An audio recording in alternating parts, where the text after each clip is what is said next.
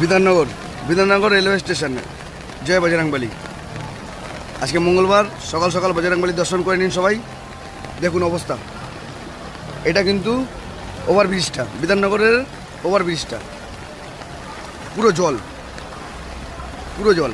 এই যে দেখুন, মনে হচ্ছে যেন ম্যানহোল পুরো ভরে গেছে, এখান থেকে বেরাচ্ছে। এটা যার জন্য জলটা কমছে না। আর জায়গা নেই, জলটা যে পাস হবে সেরকম জায়গা নেই। ওই গাড়িগুলো যাচ্ছে দেখুন কীভাবে। তাও ওই ব্রিজটা দিয়ে, ওই পাশেরটা দিয়ে কাজ হচ্ছে, কোনো লোকজন যাতায়াত করতে পারছে, গাড়ি যাচ্ছে, কিন্তু এটা দিয়ে তো যাচ্ছেই না। এটা পুরো একদম পুরো আটকানো, পুরো আটকানো। রাতভর প্রচুর বৃষ্টি হওয়াতে বিধাননগরের অবস্থা খুবই খারাপ। প্রচুর জল জমেছে এখানে, এই যে ব্রিজের তলায় প্রচুর জল।